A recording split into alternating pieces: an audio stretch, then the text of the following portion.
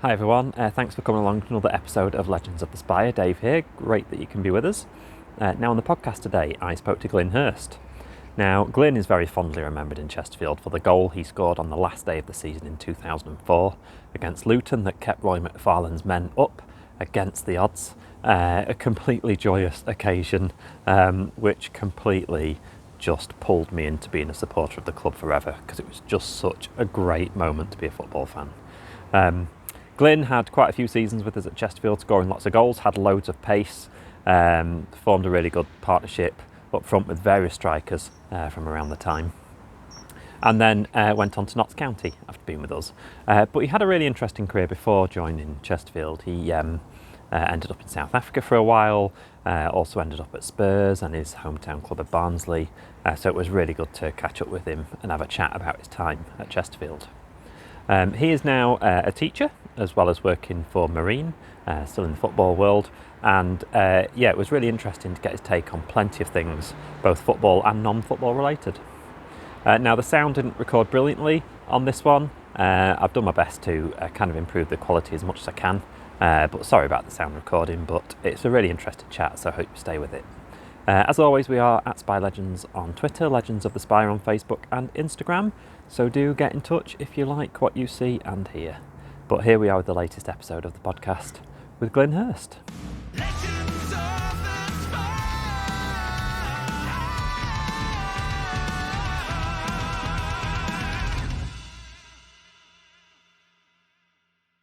Yeah, so it's an interesting start actually for you, because we usually get a bit of a background of people before they come to Chesterfield. Obviously, for you had quite a few clubs before Chesterfield, but I'm really interested in this whole Barnsley to South Africa, to Tottenham, then back to Barnsley. Yeah, well, it was an interesting one. Obviously, I was born in Barnsley, and when I was 6, my mum and dad had the opportunity to move me and my 2 older brothers out there, for work reasons. And I think my mum and dad took the decision from a financial point of view to, go out to South Africa, maybe have a better life and, better prospects for us as their children, and better opportunities. But they never really, in all fairness, Dave, they never really spoke about that. So we never know the real reasons why, we did move. We moved when I was 6, and it's a fabulous country. Couldn't be made more welcome as somebody obviously who's coming from England, going to a different country. It's a fabulous country, a great outdoor lifestyle, and obviously football is one of the staple sports out there. So to find a club, and there's loads of clubs out there. So started my career just playing out there. Played for was first and foremost I played for a club called Kempton Park, then moved on to Avian, and then ended up at a club called Benoni Northern. So I played for 3 clubs when I was out there. Really good, really enjoyable, as well as school football and counties football, what you call it over here, is provincial over there. Eventually, used to make the provincial sides, and it was the second year. I think the first year when I was under 15. We went to the under 16 national tournament, and we got beat by Western Province. It was Quinton Fortune's Western Province, and he beat about 7 people, like 7 of our lads, and stuck it in the top corner, and they beat us 1-0 in the semi-final. And so we went out the semi-final, but I still had another year. So Quinton got picked up by Tottenham that year. But obviously, I think in the semi-final, due to injury reasons, I'd been moved to sweep over the 3, to try and nullify Quinton's pace. And for whatever reason, our manager felt that was a good idea. So we went with it. We ended up getting beat. I think he beat us twice in his when he went on his mazy run. So I don't think that particularly worked that well. But good memories. And then obviously we went back there the next year. And what people didn't realise is all our team was a year below. Every single one of us was. So we had 2 years. So we went back the next year to the national tournament, and the manager changed, and in his wisdom he moved me back up front, and I think I ended up the tournament's leading scorer with I think about 16 or 18 goals. I can't remember what it was, and got player of the tournament. And then lo and behold, I had to make a choice between Tottenham came knocking, because obviously they must have seen us the year before and kept tabs, and Bayern Munich. And Bayern Munich actually, after the final, beat Eastern Province. I think it was 1-0 in the final, scored a header for the winner. They had a contract there waiting for us to sign for the 2 years. And Tottenham, there was Colin Gee, who was a scout. He said, "Well, wait a minute, we'll organise you a trial over in Tottenham." So Bayern Munich wanted us to sign us there and then. And probably in hindsight, that might have been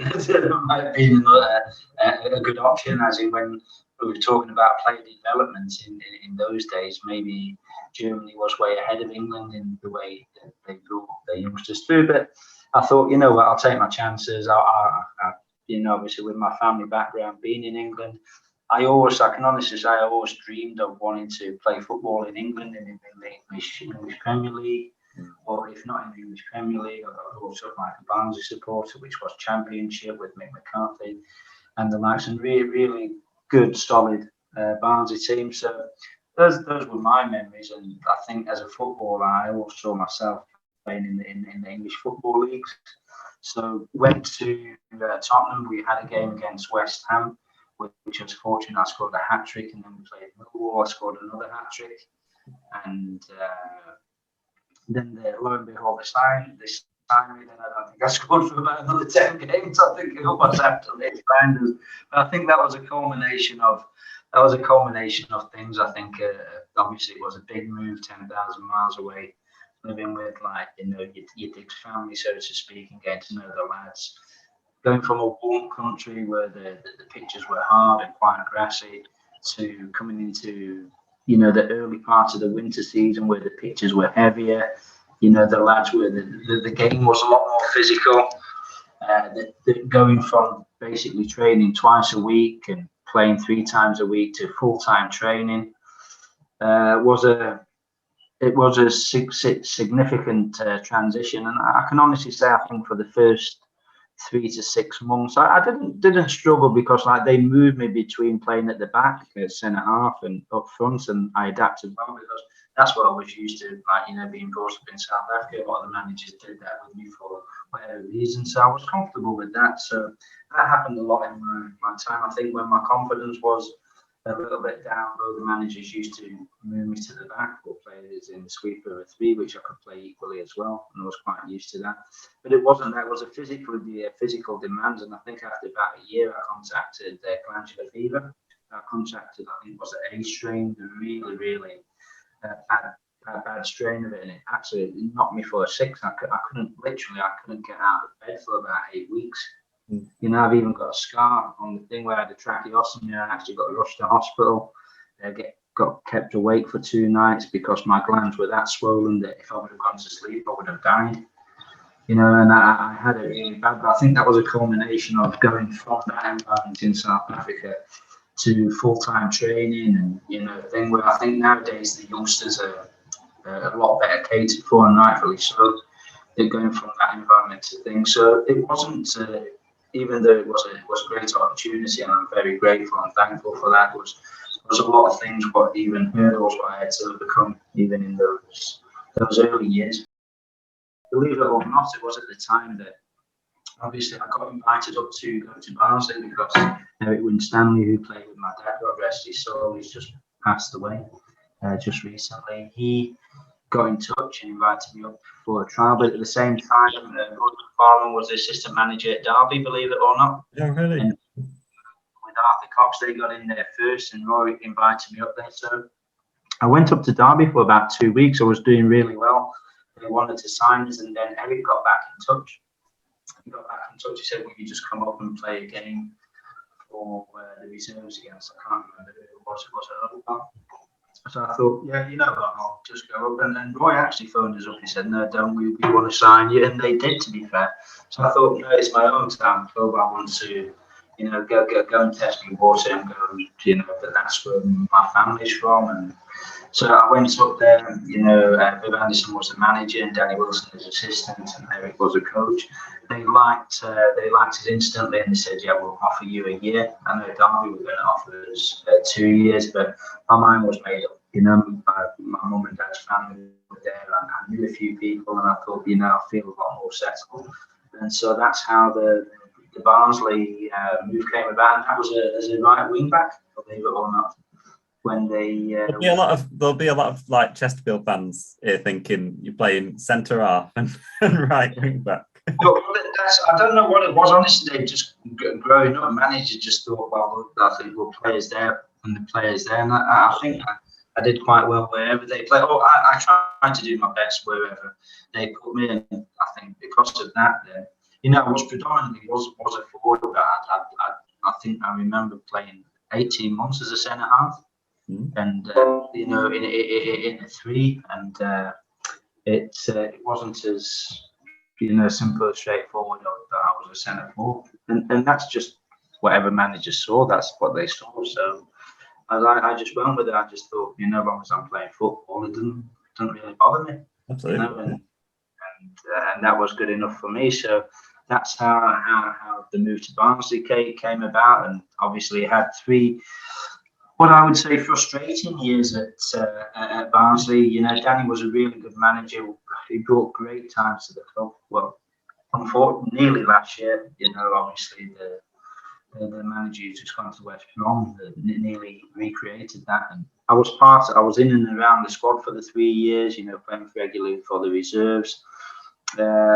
We did really well the first year. In fact, I think we finished 6th, but that year, for whatever reason, there was only one what got promoted, and there was 4 in the playoffs. We would finish 6th, or usually we would have had a chance of going to the playoffs and doing great things. And I would have had a great opportunity of being on the bench. But if I look back, in all honesty, the squad probably wasn't quite ready at that time to make that jump into the Premier League.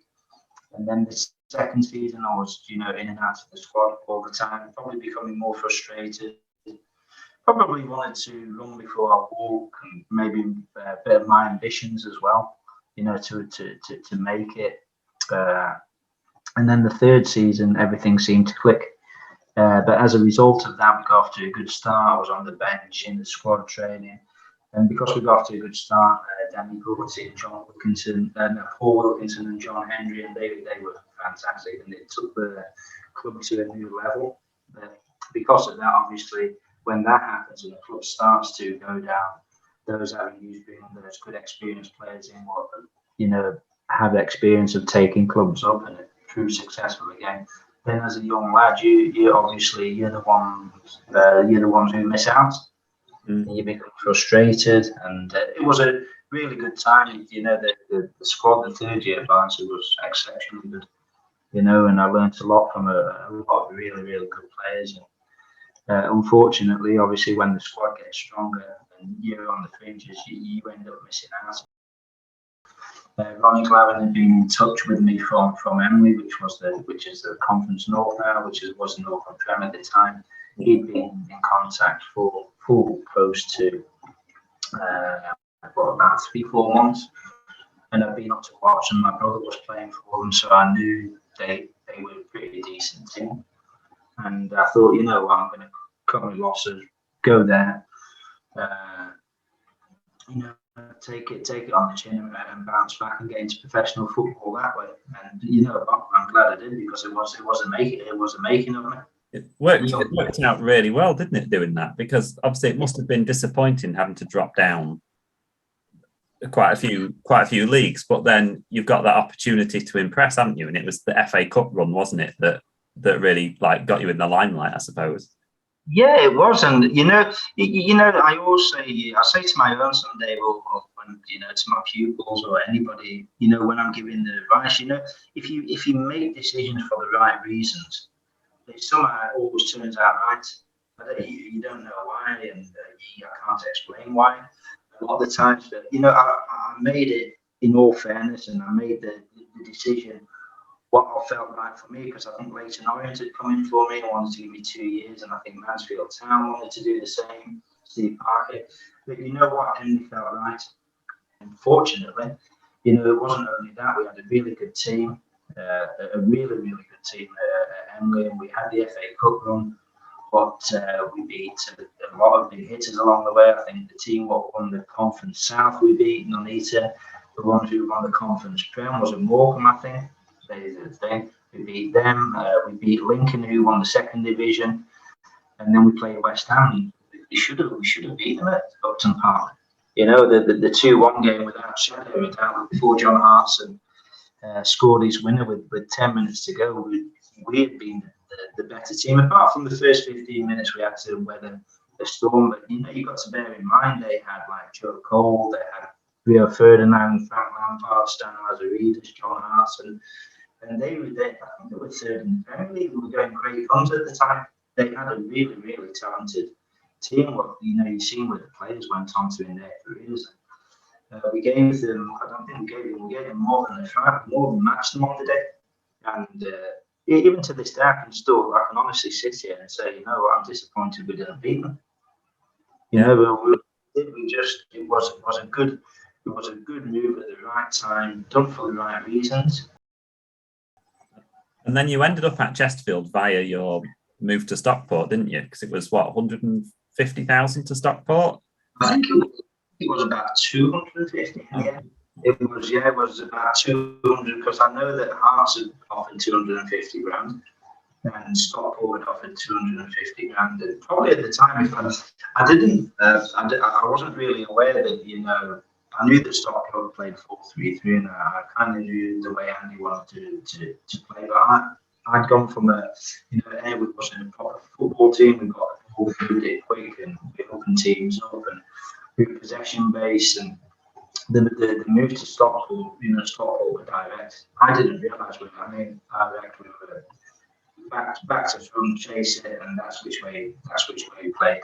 Now, if I would have known that at the time, I probably would have gone to Hearts, in all fairness, with Jim Jeffries, because he'd been showing it interest for a number of years, and you know that's the reason. You know, it's a great club, Stockport, brilliant fans, you know, brilliant people. I mean, I still keep in touch with people behind the scenes. They have been back, like, to do some presentations and, you know, to see the fans and do more what you do. And I think it's you know, it's a really good club, but it was just the style of play just didn't suit me there. You know, at the end of the day, I played right or left with 3, and basically I was like chasing the balls to get corners and set pieces.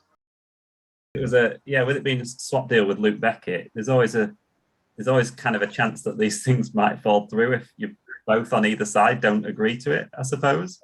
It was. I knew, because obviously I knew Luke from Barnsley, so you know, I did speak to him, and Luke was keen for it to happen, and I was keen for it to happen, because, you know, it's I didn't enjoy the style of play under Andy, and I don't think it changed particularly much under Carlton, if I'm honest. And you know, I knew the way Nicky and him played and liked to play football, and that was more to my liking. And probably, you know, in hindsight, it worked out well for both parties. You know, Luke did very, very well for Stockport. He went on to be a bit of a club legend. And I came to Chesterfield, and, you know, I'm happy with my contribution to the team and the club over the 3 years. I think I did well. I think the team did well under very, very trying and difficult circumstances. And I think it works out well on both ends, if I'm honest. Yeah, I was going to say, because when you came to us, it was obviously a big transitional period in the club that had obviously all of the turmoil, and then obviously part of the Luke Beckett leaving was kind of trying to balance the books and things, I suppose. So I suppose you knew what you were coming into, didn't you, in terms of... Yeah, I certainly did. I knew exactly the extent of what was happening. They were very honest with me. But you know what, I didn't mind, because at the end of the day, that there was a challenge that we all faced, and we all faced together. Yeah, we won't go down as the greatest Chesterfield team of all time, but, you know, it was the circumstances.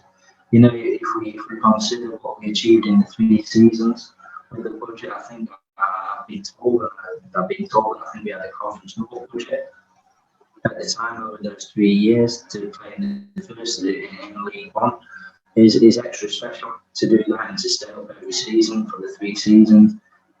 We did wonderful work. The whole squad, the management team, people behind, the fans, you know, just to get the club back on the even keel. and to overcome the odds, so to speak, season upon season. And it's quite ironic that obviously when the purse strings got loose in the season after, I think he got relegated. Yeah. Yeah. So there's a lot to, for me. There's a real story in that itself, and I think in the preceding years from that. I think the club spent a lot of money, and it's nice to see James doing wonderful work now at the club. And it seems eventually that it's been a more well thought out appointment, and I think the club will benefit because of that. Breckin. Burt couldn't reach the header, but Allett again goes chasing. Working hard this afternoon, Mark Allett. The cross comes in, Glynn Hurst! Oh, it's over Chesterfield! Glynn Hurst is the scorer, and there's 2 goals in as many minutes for the Sparrites. Great ball in, first of all, from Mark Allett, the older man, and Glynn Hurst finished it. And now Chesterfield can come forward to Glynn Hurst. Allett, Hurst, he's on his own at the moment, Glynn Hurst, with several Oldham shirts around him. He's still going, can he stick this one home? Hurst! Oh, yes! What a marvellous goal from Glynn Hurst! That sealed the points for the Sparrites this afternoon. It's 4-2, and Glynn Hurst has scored a cracking final goal. What was it like when Nicky Law left soon after you signed? Well, obviously, Nicky was ambitious and rightfully so. But I think if you ask Nicky, because I did listen to his interview, and quite wise words where he said, if he had his time again, that he wouldn't have left so soon to go to Bradford. I think he went from Chesterfield, where he was a club legend, not only as a player, but he'd done great work as a manager. He was building his reputation. Then I think he went to somewhere in Bradford with Jeffrey Richmond, but I think Jeffrey Richmond was trying to pick the team, reading between the lines, and then Nicky must have thought, well, I've gone from where I can, even though financially I'm, a bit strangled, to probably got promised the earth and probably got delivered nothing, so to speak. He must have thought, oh, I've come into here. So, it is important that. One move can make you, but one move can break you as well. And I honestly think Nick is a really, really good manager, a really good fan, knows his football, knows his stuff, knows a good recruiter of players of talent. But if if we sat here with Nicky, I think Nicky would say maybe that is the managerial move or what broke him as a manager, so to speak, in the higher echelons of the game. It's I probably, if he had his time again, it probably would have held fire for a season and maybe gone down a different route. But it's so important that, and as mentioned it earlier, I understand ambition, and ambition's good, but you can't just move for ambition's sake sometimes because the grass is not always green on the other side. He actually tried to sign us at Bradford. He did try to sign us at Bradford to go there, and I would have, because I like Nicky's style, I like the way he played, I like the way he motivated you, you knew where you stood with him. There's a lot of things I liked about him, but he obviously went on and did great work at Alfreton, but I think Nicky's greatest regret probably would be going to Bradford, because he would have viewed that as his big break, so to speak, but behind the scenes it wasn't a big break as probably what he thought. So there's lessons to be learned from all angles there, I think. I wanted to ask who you liked playing up front with, because obviously while you were here, David Reeves left and then came back again. I think that was the second season you were here, 2002-03 season. And there was kind of people like Jamie Burt that was around in your first season, and in the last season, like Chan Montoya and Marvin Robinson came in around then as well. I wondered who you liked playing with. I must say, I enjoyed, and it's Marvin was a good player, probably unfulfilled potential, but I think he carried a lot of injuries and he never really got them probably sorted. I think if he would have, there was a real player there, real potential. Cham could be anything on his day. He could be unplayable, and then the next day he could be, well, where's that Cham come from yesterday? A really good player, lovely personality. I try to use it. I think we hit it off personally. We got on really, really well. He's a terrific lad to have around the change room. Very positive, a very dynamic, uplifting kind of personality. Never ever one day, even I think he phoned us up one day on the way to training, and it still makes me laugh to this day. Remember Dido's song out of the white flag, I will go down with his shit? He put that on full blast and he played that and he sang along to it. And, this is when we were staring down the barrel and it looked like we was going to go down. But he just had a unique way about lifting people.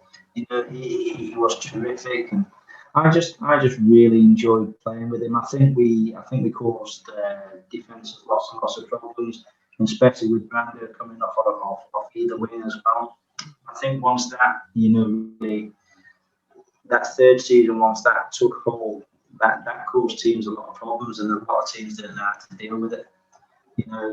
Reeves did a lot of the the battering and stuff, the flick on to hold it up, did it really well, which allowed me and Brando to do what we did. And Jamie Birch got to be given great credit. Real talent. Unfortunately, maybe he probably would say he could have done better with himself, but for whatever reason, he didn't think. But I really enjoyed playing with Reeves. I think that last 6 months, we really caused a lot of problems. I think I ended up, and this is partly due to Reevesy as well, and to Brando and to Mark Hudson as well. I think I ended up with, was it 14 or 15 in 21 games or something, or close to that. And that's because, I had good players around me, simple as that. And if I got a chance, then I like to stick the ball in the back of the net. It gave me a good feeling, and I like to experience that feeling on a weekly basis if I could. But he was really good, and I always said to Dave, and I think he maybe took it away a little bit, and I didn't mean it. I said it's a pity that we didn't meet up 5 years before. It would be really, really interesting to see what we would have done if we would have had a 30-year-old Reevesy and a 22, 23-year-old Glynn Hurst. I think that would have been. But by the work we did was very good. I really enjoyed playing with him. But very unique, uplifting personality, and he would brighten anybody's day. That's for certain. Yeah. On the bright side of life, brought the best out of people. And one of the funniest people you'll ever meet, but very genuine and heartfelt. Even on those days that you felt angry or things weren't going with you, and you might say something, and it really say, "Oh no, you don't mean that thing." And you know what? He was spot on. He was really, really good, uplifting. And it was great to have around the place. The club was very, very blessed at that time to have what it needed.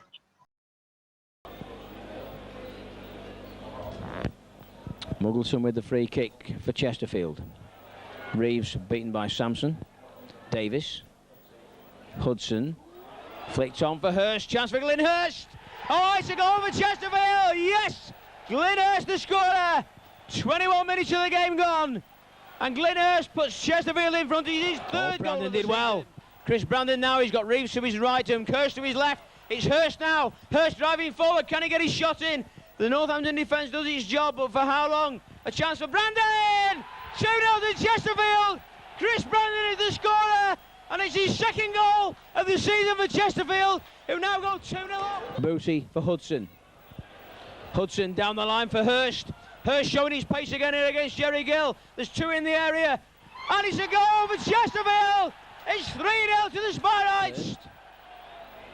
Wide to Burt. Oh, that's a good ball. Hurst onside. Hurst away here. And Glynn Hurst scored his second goal of the night. And Chesterfield's fourth. It's in the back of the net for Glynn Hurst. And I was interested that, so in the 3 seasons you were here, so in the first season it was kind of Nicky Law, Dave Rushbury, and then we went into the second season, it was kind of Rushbury, and then Dave Thompson did a bit, I think, and then Lee Richardson kind of finished the season. It was all a bit chaotic, and obviously with we stayed up on the last day of the season against Blackpool, wasn't it? I think we needed. Yeah, it was. Blackpool. Did Rush resign back two games before to give us the best possible? Really, Dave was a really good fella. Really, really good fella. He knew what you needed to help you personally to develop. That he doesn't get given enough credit for that. Obviously, he was the physio for a number of years. He had great knowledge. I mean, he helped personally, superbly well. He obviously identified maybe something I needed help with, and he said, "Then would you do this?" And I did. And I've got to thank him for that because it's helped me immensely. He went a lot of the way what he went unnoticed. He probably won't be remembered for like all his managerial exploits, but on a personal level, he would try and help every single one of his players. And overcome if they had any personal issues or overcome to help them to become the best person they could be. And he should take great credit and satisfaction knowing that he has helped a lot of players in that area of their life, and that's really, really important. And then we move on to obviously Rico took over from that. And I know Rico's forged a fantastic career as a sports psychologist, and I know that he was heavily into getting into that when he was coming towards the back end of his career. But he was a good manager to play for. He knew his players, he knew how he wanted to play. Obviously, he was manager for three years in the end, and quite unfortunately, it didn't probably work out exactly how he probably envisaged it to, but he gave it a good go.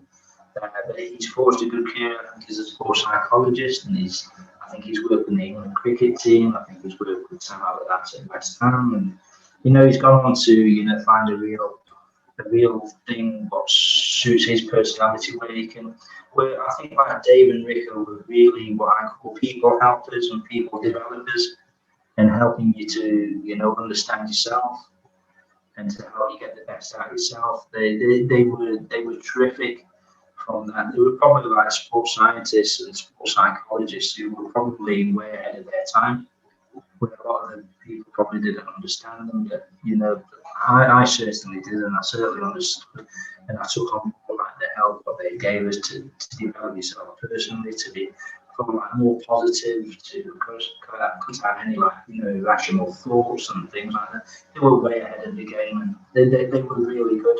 Rico put me onto a sports psychologist, Peter, who I worked with for the last 18 months when I was at Chesterfield, and I think the results are there for everyone to see. Peter was terrific, but it was only Rico's suggestion. He didn't say, "Glynn, you must go see him," or "You went there." I said, "You know what? Rico's trying to help. He's trying to help me thing. He's trying to help all of us." And the offer was open to everyone. And I worked with Peter for 18 months, and you know what? He was really, really good. And obviously, Rico had identified those areas, and he probably did a lot of that work in the time when he was at the club. And I think there's a lot of the unseen things what he probably put in place that he probably should take great credit for. And two genuine helpers of people with Dave Rushby and Lee Richardson. I think they'd be applauded for that for certain. Yeah. What kind of things did they kind of help you to learn then in psychology? Because I suppose as a striker, you're always under pressure, aren't you, to finish the chances? Yeah. It's a high pressure role, isn't it? And especially if you look at like the game against Luton, you get that chance in 88th minute or whatever it was, and it's a very high pressure situation, isn't it? It isn't. I think just how can you maybe not? So if you missed the opportunity, it wasn't the end of the world. Don't beat yourself up about it. It'll be another one. At the end of the day, I remember, a lot of managers used to be, sticklers for, if training started at 10 o'clock and you had to meet at the ground at 9:30. It was like some managers would go off their heads and think, "Why are you not there?" I think Rico's answer to that was, "Well, how do we know somebody might have died in your family? We don't know you had an accident on the way." Try to put a thing more rational perspective to thing. And I think that so the same as with being a striker. You're not going to score every chance yet. We aim for perfection and we want to score every chance. But just putting a little bit of sensibility into your thinking. That we want you to obviously be sharp and take it. If you don't, get the next one. And how you see the bigger picture. Football is important. Yeah, absolutely, it's important. But there's a bigger thing called life out there. There's people, and with football players in particular, and professional sport people, we are people at the end of the day. And I think that's the message what they were trying to send to people. That we're probably talented at what we do and we work hard, but what? Underneath all that, we're human beings as well. With feelings, with thoughts, and as long as you're doing your best and that, and we're coming to training to try and get better and to improve. But you know what? There's we're human beings, proper people under there. I think that's the big thing I took away. And you know what? They are right. We're all trying to, we're at the cutting edge, and the pressures are right. Pressures are on managers, on players, on things. But I think they had a great way of. Really good way of rationalising things. Yeah. To keep you in the here and now, to make sure you didn't overthink things or over catastrophize things, if I could say that. And they were really good people. Yeah. It's interesting actually, because that's why I started the podcast in the first place, was to try and get a sense of you as people rather than as players, because we only ever see you in your uniform of a football kit. And I never see you in your civvies, never see you anywhere apart from on a pitch. And you kind of get this, as a fan, you have this weird, I don't know, we kind of have weird relationships with you as people, because we don't necessarily look at you as people. And there we go, Dave. And this is the very perception where I think Rico and Dave were trying to challenge. That we build up those ideas and we build up those thoughts in our heads, and there's that imagination can run wild, and rightfully so. But I think it's like, if I could say that, but in reality, we are people. We didn't go out onto the pitch to miss an opportunity, or to defend it, to give a penalty away, a goalkeeper to chuck one in, or, and it was always coming back to the human elements of we are people.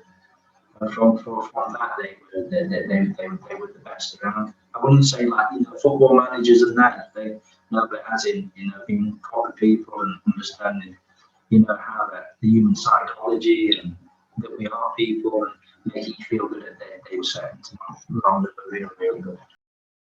And so if we go on to that 2003-04 season, like you said, it was like a proper 4-4-2, wasn't it? I was speaking to Paul Hall, who was there kind of season after, I think. But he was saying that, like, as a winger, he was like given a bit of a free role to join in the attack, which I suppose Chris Brandon did when you were there. But it was a real, like, proper 4-4-2, wasn't it, under Roy McFarland? Yeah, it was. It was a 4-4-2, and it was like when we needed to be defensive and solid. We did. We went narrow and we went in, but when we attacked, we gave it a real good go. It was like the two wingers pushed on and get the balls to the wingers, get the fullbacks like overlapping, and we're going to test you, and we're going to see kind of a no fear approach when we're attacking. And like I mentioned earlier, not as in thing. I think our attacking style at the second half of the season, in the third season, was excellent. Was very, very good. We caused a lot of good teams a lot of problems, and we scored a lot of goals. And, that's great credit. It was good to play. And Roy was a very underestimated manager, I thought. I think when you look at the clubs he'd been at, and the financial constraints, what he had to work, and I think he did really good work at the clubs, at all the clubs he was at. I think that needs to be applauded, and I think under the situation and everything that went on, I think he did really, really good work. He was a good manager. It was one of those managers you want to play for. That's for certain.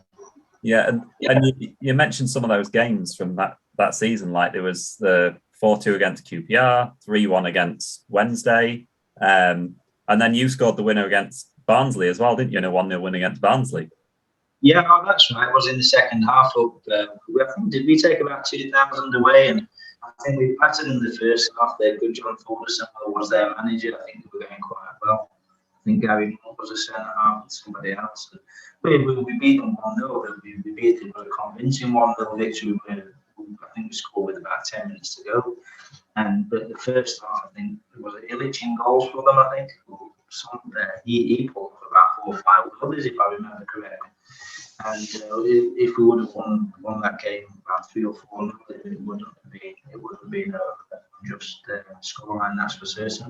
But it was another good result, in which was I thought it was a really really good team. I think results and performances justify that, if that's the marker that you think. I think we put a lot of good sides to the squad. You know, it would have been interesting for me if we would have been able to. If Roy would have probably thought about changing around as much as what he did, or maybe added to that and kept the players what he did, it would have been interesting to see what we would have done the next season. Surely now Ian Holloway's men would go on to complete victory. Afraid not. Instead, they surrendered the initiative again just 3 minutes later. McMaster's cross met by Glynn Hurst. QPR couldn't manage another comeback, and 10 minutes from time their fate was sealed. Clark Carlisle's mistake punished by Mark Hudson. Chesterfield now unbeaten in 7 home games, not the form of relegation strugglers. QPR don't look much like promotion contenders either. I wanted to mention the red card against Notts County, because you got sent off against Notts County and you had a 3-match ban. This is kind of getting into that latter. I wanted to ask in the context of, because obviously you moved to Notts County, but these transfers are kind of simmering, sometimes are happening for quite a long time. So I wonder if that... There was an element on that game. I must be honest about that. It's funny the other day because my son said to me, "Oh, Dad, how many times did you get sent off?" And then my wife actually one time said, "Well, tell Joshua about the time against Notts County." I remember the one thing I remember that day was really, really windy, wasn't it? You know, I think it was about 70, 80 mile an hour wind. And I think Dave Pike there, right back, he put 2 really, really heavy challenges, and Rowan Fernandez was the referee that day, and Rowan, I'd say, can we have some protection here, please? Because he put that 2. One of them was like a leg breaker, and then the third one, I think he tried to snap me in half. I think it was, and that was and the fuse went, and I think I dropped the nuts on him, if I remember correctly. And just out of pure reaction, rightfully so, got sent off.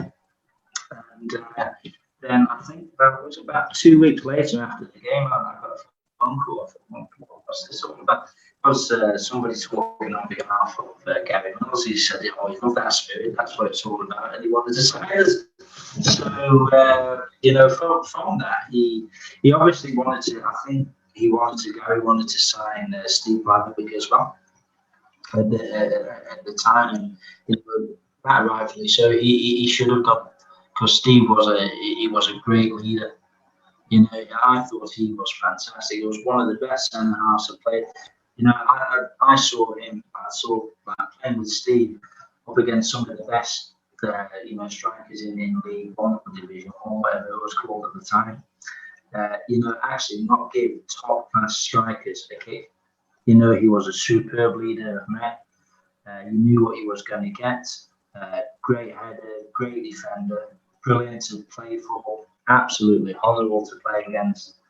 The only thing I would say about Steve, the proper leader of man, is that I don't know which was tighter, was his back or his wallet tighter, I don't know.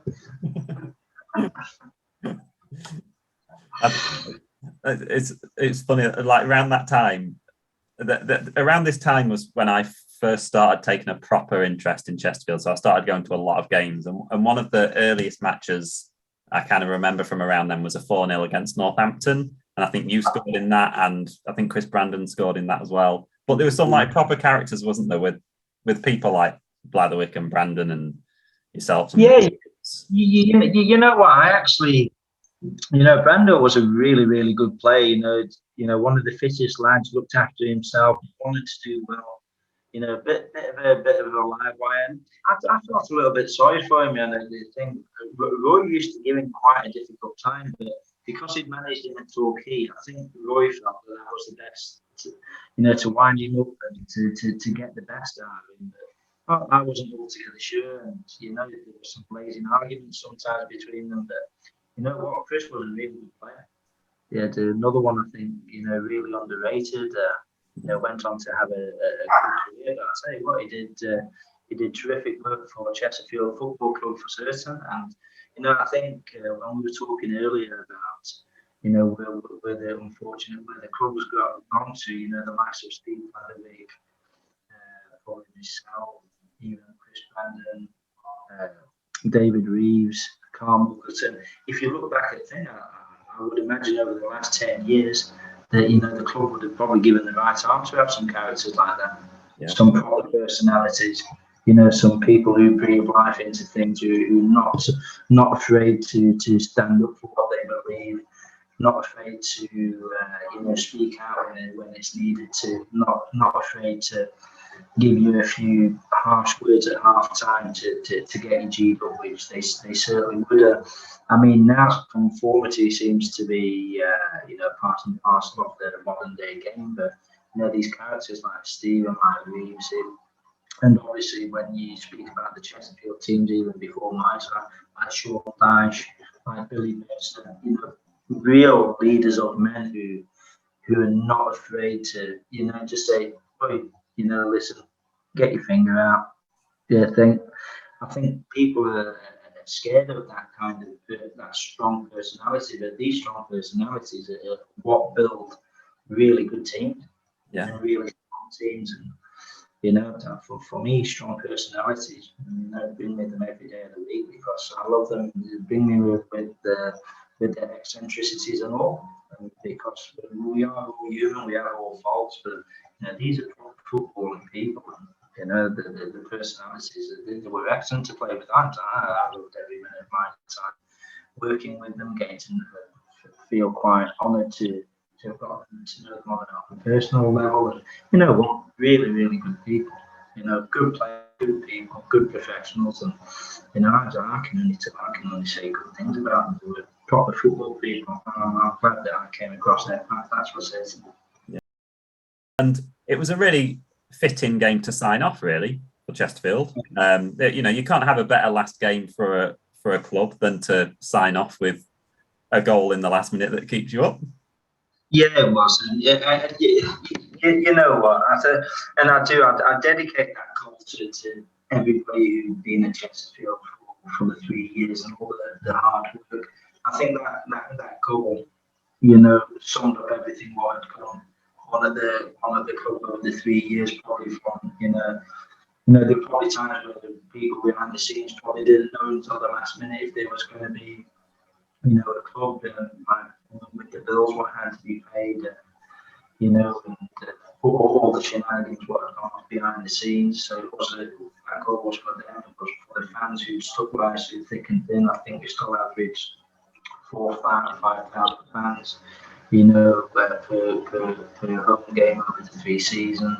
So that was a testimony and a credit to them, and also to every player who put on a Chesterfield shirt over those 3 years, who gave their all to make sure that the club stayed a Division 1, a League 1 team, and gave their all, whether it was for 20 minutes, whether it was for 20 games. And it was testimony to them and testimony to every manager and coach and every person, youth team coach, whoever was involved in the club. It's a testimony to them as well.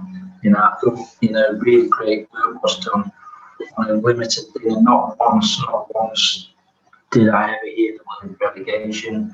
Did I ever hear people, point fingers and say, "Oh, it's your fault," or your thing. It was when I look back at things that the people who were running for the managers, coaches, assistant managers should take great credit, because they kept a level ship and a really good ship in a sea of turmoil. It was really good, and that goal epitomises all those things, I think. Yeah, absolutely. And like, I remember when that goal went in, I was I was hugging a man who I've never seen before and I've never seen him since. But we had the most, the most amazing hug.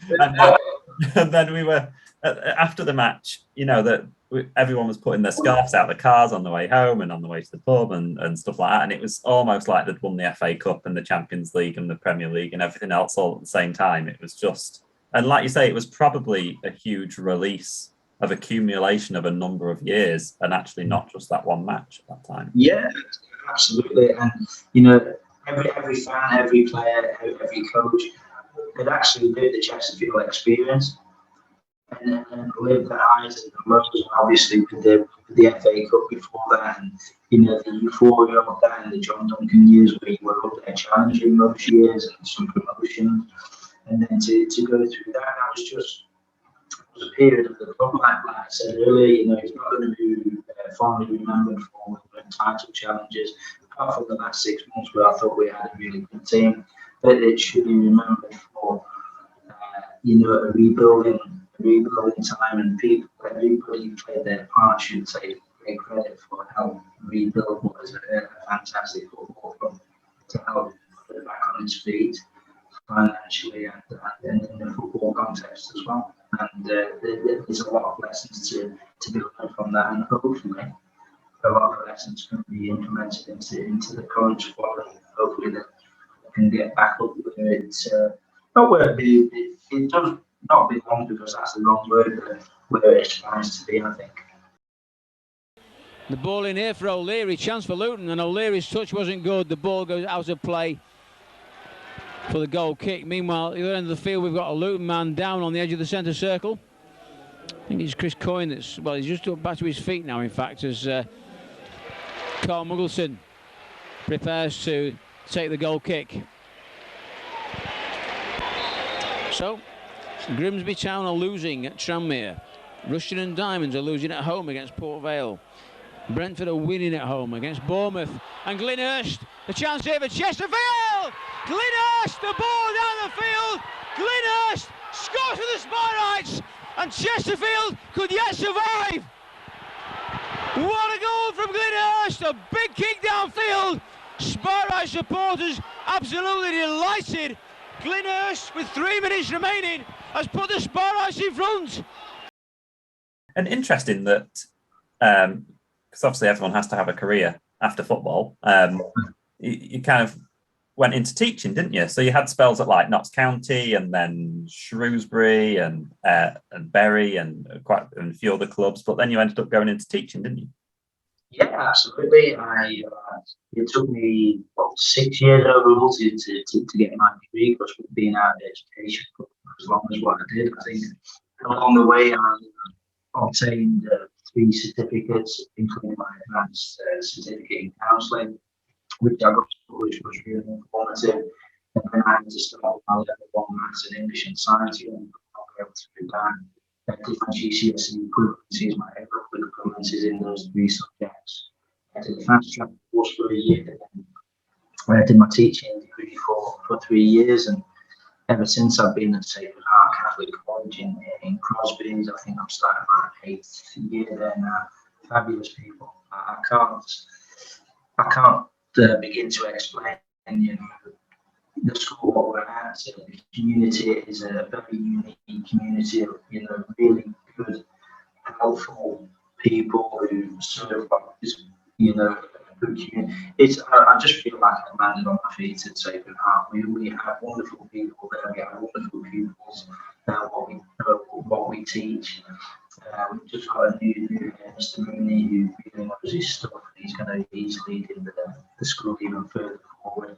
I just feel really, really lucky to landed on my feet to teach at a school like do, and I enjoy every day. You know, every day is different. I was teaching my subject at RE, you know, which I've learned from scratch, which I thoroughly enjoy, and I love learning about even more every day. And that's also linked in with, you know, going back to Marine Football Club as the under-23 coach again, which I was 2 years ago. We got promoted the first season, and it was fabulous. You know, we did great work. We actually built the squad from Sunday League, Division 2, 3 and 4, football. We took a Sunday League players and we coached them and got promoted. I got given the Ashton job, which I resigned after 2 weeks for, things beyond my control, which I should have stuck to that. I got talked out of it, stayed there for a thing. I should have stuck to the thing. Wonderful people at Ashton. It's nothing to do with the people there. You've got Mark, the chairman, he's a really good person. You've got Gordon, the vice chairman, and stuff in the background in the club. They really want to do good things. And, it wasn't nothing personal against them. It was just my son was going through loss, which ironically in the last 6 months has really turned out for the better, which we're really, really thankful and grateful for. So that's allowed me to come back into football. And, James, the CEO at Marine was very full. He was on the phone straight away. When you're ready, would you come back and carry on the good work? So I really enjoy my teaching. Really enjoy being the manager again. I think we're second in the league at the moment. So we've really put together a really good squad again, which we feel has got a chance of getting promoted to the West Cheshire Div 1, which anybody who knows like the Liverpool football scene, Liverpool, Cheshire, the world, really, really strong. Really, really strong level of football. Also, I've never known so many good young, middle-aged, whatever the level of age of player, so many good players in one area in my life. This really has impressed me, and I enjoy the work I'm doing there. The club's really taken off. I mean, I think in the last 2 games we've had, usually Marine average 350, 400. At the moment now we had 800 and we had 1100. The first team had 1100. Young managers doing terrific work. At the club, and I think we have a real chance of the under 23s and developing. We've had 4 of our lads playing the first team already. We're getting more and more players who are coming to us. The first team have got a real good chance of getting promoted. A real good time to be at Marine Football Club. So, from that perspective, what we've experienced at Chesterfield now to what I'm experiencing at Marine is 2 different things, but kind of the same kind of thing. And it's just, I love being involved in football stuff. I love it as much now on this side. I know you hear people say, it's the next best thing to play. You know what, Dave? I love the coaching and the managing just as much as what I enjoy playing. For about, when was it, about three years ago, I've been through 2 cancer operations. And, I love life anyway, I must say, but it really, really awoken me to, we get one life. Especially when I had the first cancer operation, I thought, it took 4 months to recover. I thought, well, this was the day that we went to go and find out if I was in remission or not. It was still there, so I had to have another operation. It was during that time in the thing where me and Yvonne got talking, and, when you start having these conversations, what happens if Joshua doesn't wake up and his dad's not there, and, making plans for the future, and you have all those, conversations where you go through those experiences, and then I had the second job, and then thankfully I got given the all clear. But the one thing it does, it makes you realise that make the most of every opportunity, because we don't know when we're going to, or if we're going to be here tomorrow. So to have these opportunities to teach the next generation about a subject what I love, and to teach the next generation about opportunities like within football to become the best you can be, and we're going to train you to become the best you can be within. Then I look at all those, and I love every opportunity that comes my way, and I feel very, very fortunate that I'm here to enjoy those opportunities, because unfortunately some colleagues what I've worked with over the past couple of years, they went through the same, but unfortunately for them it didn't quite work out for them and their families. So I'm very, very grateful that I'm here to make a difference if I can. Yeah, absolutely. And I spoke to Tony Lawmer, who was the most positive and he's beaten cancer, 5-6 times, something like that, and he's doing the Great North Run in a few weeks. He's the most amazing person to speak to.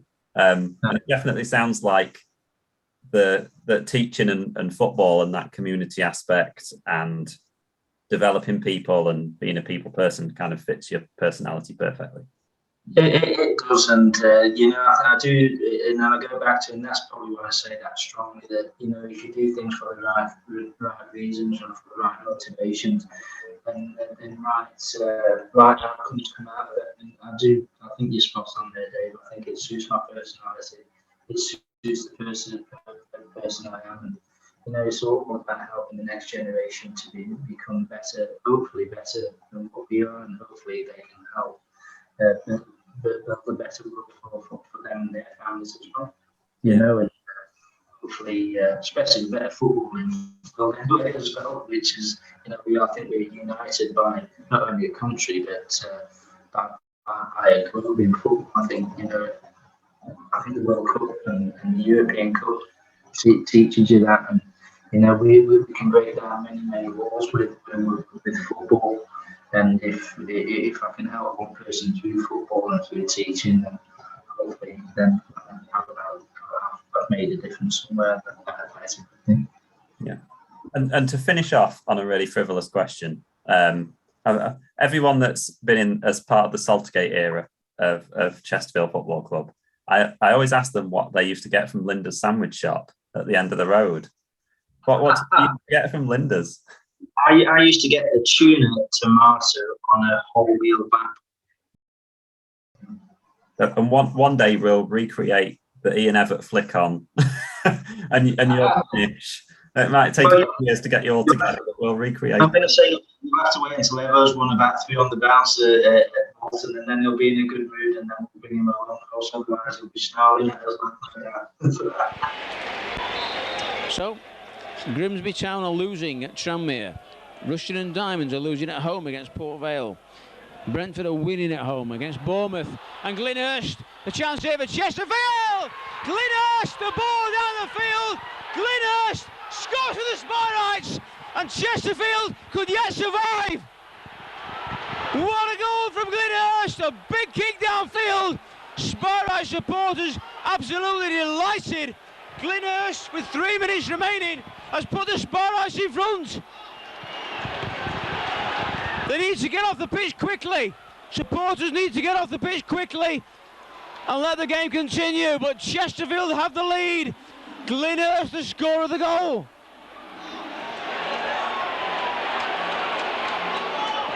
High drama at Saltergate in these dying minutes then. Chesterfield have the lead. If results stay the same, Chesterfield will stay up. And Glynn Hurst getting his shirt back on there. Scorer of 12 goals this season. That's number 13 for him. Will it be lucky 13?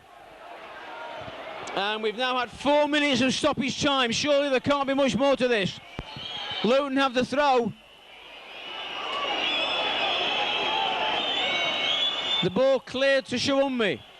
Evatt got a foot in there. The ball goes across now to Emerson Boyce for Luton Town. And the final whistle goes at Saltergate. Chesterfield have beaten Luton Town this afternoon. And in a mass pitch invasion of supporters, Chesterfield look like they've stayed up.